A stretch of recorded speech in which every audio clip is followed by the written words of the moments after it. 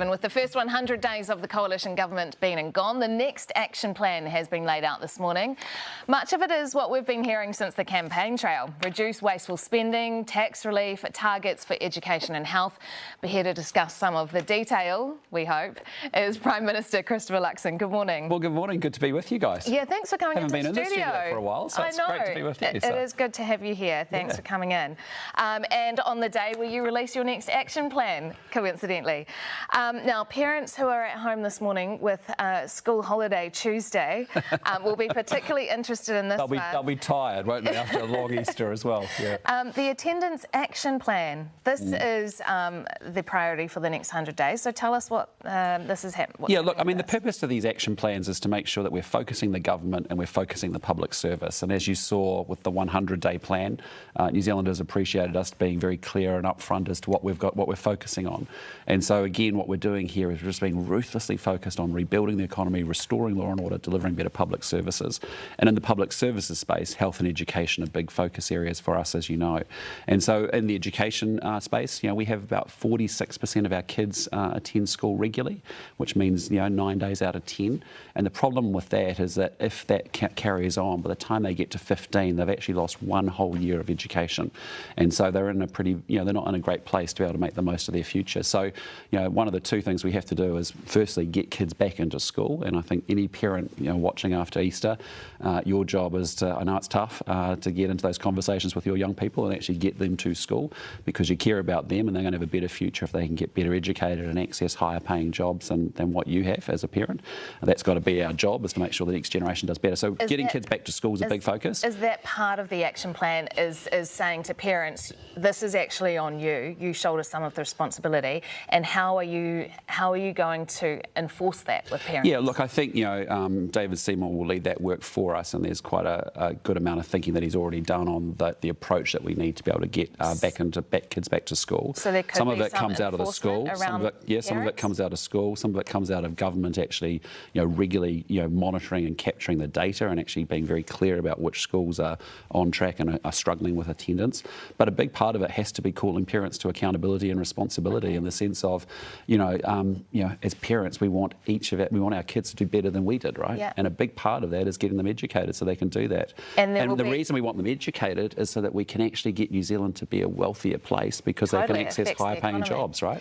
But there will be some kind of penalty on parents, or some way in which you can enforce that. There'll be a range of measures to be able to say, because each situation is slightly different as to what is causing the non-attendance, and we understand that. But certainly a big piece of it will be calling parents to responsibility and accountability. It could be principals too, because that was something you said last year in opposition, that there's a mix of leadership styles and that some principals... Well, we've got some great examples of some schools that actually have got very high levels of attendance and have actually found ways through it all. And they're very inspiring, and there's lots for us to learn from them as well. And we should definitely learn from them, because whatever they're doing is working. And if we can hit the photocopier button and do it in more of the schools that we have across the country, that's a good thing. But that's one of the 36 actions that we have over the next... There is lots. And another one is the Regional Infrastructure Fund, which in opposition, Chris Bishop had said of the Provincial Growth Fund, it was Labour's reward to New Zealand First for supporting the coalition. So is this Regional Infrastructure Fund a reward to New Zealand First? Well, actually, all three parties in the coalition government are very supportive of wanting to make sure we've got modern, reliable infrastructure. We believe that is one of the 5 things that will actually help grow New Zealand's economy and actually make us more prosperous and therefore a more wealthy and more successful country. A big part of that is actually how we get infrastructure out into the regions. And so whether you've been in the National Party, New Zealand First or ACT, we're all very aligned behind that. And what this is about infrastructure, which means capital investment. Not just operating expenditure, as the accountants would call it. So it'll be different to what was called by National as Shane Jones's slush fund? Yeah, well, a lot of it will be emphasis on hard infrastructure in the regions, and that's important. Okay, 100 days is quite a milestone, and a milestone for you to be able to release this next plan. On a personal level, do you see it as a milestone too? Because you've now done a significant period as Prime Minister. And do you set yourself targets, and do you feel you've you've achieved those as Prime Minister as well. Well, look, I'm proud of what we've done. I mean, we came together after an election where people said they wanted change. We formed a government. The first time we put three parties together into a coalition government. The way we went about that negotiation, I think, has given us a good foundation because we understood what all three parties wanted and everyone signed off on it. So, you know, as a result, this action plan falls out of those commitments to each other and the agendas that we have as a government. So, you know, I think we've formed a government that's been very effective. It's got out of the blocks very quickly, and you're doing that obviously. You know, when you form a new government, you're trying to get staff, you're getting new ministers in roles, people getting up to speed with their portfolios, and I'm just really proud of our team. I think they've done a really good job. We've got the right people on the right assignments, you know, getting into the right set of actions that actually move the country forward. So there's a lot more to do, but you know, I personally am loving the job. You know, it's fantastic. Really enjoy it. It's a great privilege to do it. But, you know, Kiwis up and down this country are the people that we're here to help, you know, and they need us to make decisions and often face up to tough decisions to get the country moving forward. The living wage this morning has been increased from $26 to $27.80, I think it is. Will you commit to keeping the living wage for government workers, that increase? Yes, we have in this case, but what we're really focused on is the minimum wage. You know, New Zealand is in quite a unique position because our minimum wage is very close to our median wage, which is probably one of the highest in the OECD countries. So it's about 75% of the average wage is what we call the minimum wage. What you're seeing is another increase on the 1st of April, which is just, you know, as we said, consistent, regular increases. What you have to acknowledge is that over the period of the previous Labor government, you know, actually the minimum wage went up twice as much as inflation. And so we're trying to find that balance of making sure we lift wages, but also when we've got rising unemployment, that we've got the settings right so that employers will actually take on workers as well. So I think we've got the balance right. So but the living wage will increase in line with this new living wage for government workers? Well, I haven't had that conversation per se with our team, but what I'd say is that our focus is on the minimum wage, and that's what we're going to continue to support. Okay, so when Labor came into power in 2017, the difference between the minimum wage and the living wage was $1.30. Currently, the difference between the minimum wage and this living wage is $4.65. You talk about targets, and by the end of this term, what would your target be for the difference between the minimum wage and the living wage? Well, actually, the real question and the real answer is to actually grow the economy so that actually wages are going up and up.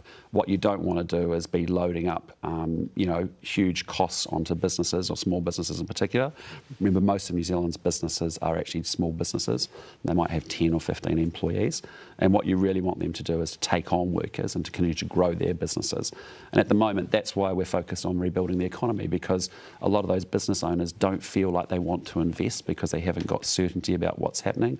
They've got a lot of costs and red tape and rules that are being thrown at them.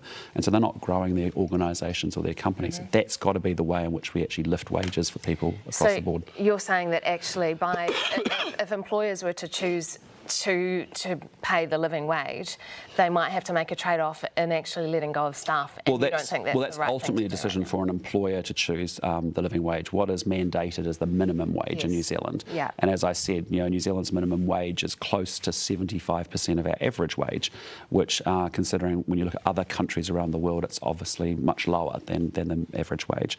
And if you think about it, you know, if you take on just on 40 hours a week at the minimum wage, you're in our second highest tax bracket. So, you know, we have some, so the minimum wage is an important floor, but the better way to grow the economy is to actually get our businesses growing themselves, and therefore they actually have more cash, more profit, and they're able to lift wages as a result. So the tax brackets would change then? Well, as we've said, we've introduced the family boost policy that we talked about before the election last week, and that's coming.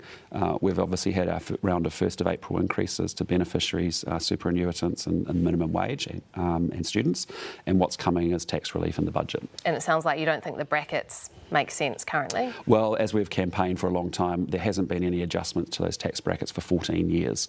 And actually, as you've seen, increasing numbers of lower middle income workers in New Zealand have got caught into those higher tax brackets. And we actually think they should be able to keep more of their own money in their own pocket and navigate the cost of living crisis in their own way. Is it appropriate for members of Myanmar's military regime from the government to come to ASEAN summit meetings in New Zealand? Yeah, let me talk about that. I mean, New Zealand's position is that we condemn the military junta in Myanmar. We also have we have strong travel restrictions on their leadership.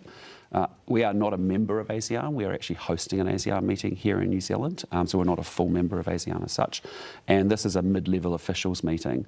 And the ASEAN policy has been to say, look, we need to ensure that Myanmar can participate, and actually they want some engagement with ASEAN to try and influence that regime, but also they don't. But it's at the official level rather than the political leadership level, and that's why when I was in Melbourne at a recent ASEAN meeting, there was a blank seat because the political leadership isn't invited as a result. Okay. So it's just a question of, and again, that person, they may or may not come, and also the reality is that they need to make sure they meet our requirements of not being one of those people or individuals that we've identified for travel restrictions. Just finally, in opposition, you vowed to review Easter trading. Yeah. Will we see a review by next Easter? It's like a perennial conversation we have every year, don't we? I mean, look, it is actually a conscience vote issue in the Parliament is what it would need to be, because there'll be people, irrespective of their political parties, that will have strong views one way or another. Personally, I'm in favour of actually, I don't see how me celebrating Easter means that someone can't go to a supermarket and buy their hot cross buns. Yeah. So I'm kind of in favour of it, making the changes. Again, it's something that the Minister will look at. We've got there's a members' bill in Parliament dealing with this as well, but obviously our Minister will look at it in due course. But at the moment, focus is 36 actions next 90 days. Did you have a good Easter? Lots of eggs? I had a couple of days off, which was great, and it was actually the first break I sort of had since becoming Prime Minister, and it's still my normal 4 or 5 hours of reading a day, but I was out there mucking around on a boat at one point with my son, and then my wife, Amanda, had me on a few landscaping projects, so I did an awful lot of trips to the dump, and I hired a chainsaw and got loose on a couple of trees, and it was fantastic. So I hope you had some chocolate in there somewhere The change of energy was actually really important for all of us. So, but no, I hope everyone had a good Easter, and most importantly, everyone's ready to go, because we've got a lot of work ahead of us. Okay, well, thank you very much. Good to see you in studio this morning. Thanks for your time.